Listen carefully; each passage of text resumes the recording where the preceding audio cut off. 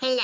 In this presentation, we designed a chemical inventory management database for the chemistry department here at MassBay using Microsoft SQL Server. The purpose of our project was to create a database to help manage the inventory of chemical apps throughout MassBay without the need for having to enter data manually in Excel. In our database, there will be several tables with specific designations of data storage that will also be able to be accessed remotely to gain general information of inventory. For our project, we decided to create an entity relationship diagram that will have 5 total tables while also having structured relationships within these tables. This is what our final product of our ERD diagram will look like, with the 5 tables shown and their structured relationships within these tables. We decided to use Microsoft SQL Server for our project because it allows for creation and management of databases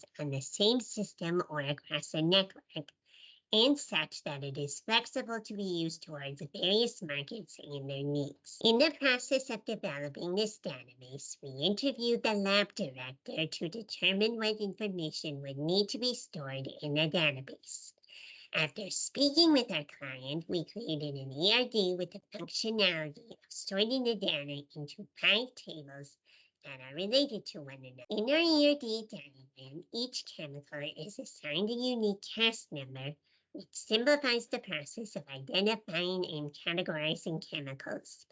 By using this diagram, we have created a manageable database that utilizes composite keys to retrieve relevant data. For example, we can trace the storage locations of chemicals and their respective quantities by combining the location ID and CAS. Here are some examples of how we can retrieve the data from our database using SQL query. The 2 examples shown are a command that will retrieve the names of all the chemicals that are currently stored, and one that would retrieve a table containing the chemical's name, CAS number, and storage location. The next examples of queries shown are commands that will retrieve tables of how to find orders. The last example shown is a command that would retrieve a table that displays the CAS number of the chemical name and a basic view of the chemical's hazard type and its severity. There were a lot of puzzle pieces that had to be pulled together to create this database,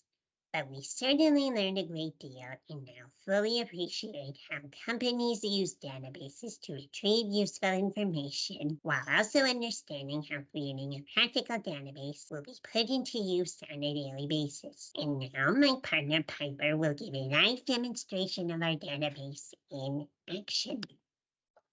Welcome to our practical demo. I am Piper, and I'm going to run you through some commands that are going to show what we have in our database. So first is going to be this command right here, which is going to select and find all the information in our chemicals table. The second one right here is going to find all of our information in our chemicals table that does not have a null value in the CAS2. So that's only going to be that one. Right here, we're going to find all of the chemical names in our chemicals table. And this final one right here is going to show the chemical name, the location, and the location ID. The location ID is the room that it's in, and it's going to combine these 2 tables right here to show it all in one table. And that is a practical demo of our database. Have a good day.